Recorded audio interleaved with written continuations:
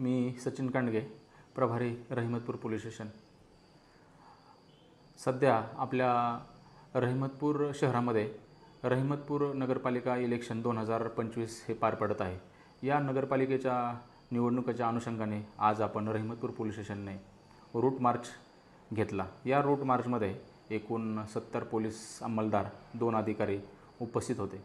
यामध्ये एक SRPFचं सेक्शन देखील उपस्थित होतं।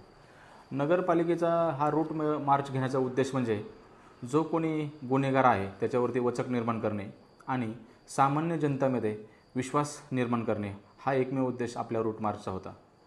आपल्या रहिमतपूर जी निवडणूक होणार आहे नगरपालिकेची, त्या निवडणुकीमध्ये मी जनतेला असे आवाहन करतो की सर्वांनी या लोकशाहीच्या उत्सवामध्ये सामील व्हा, आनंदाने उत्साहाने सामील व्हा आणि प्रत्येकाने आपलं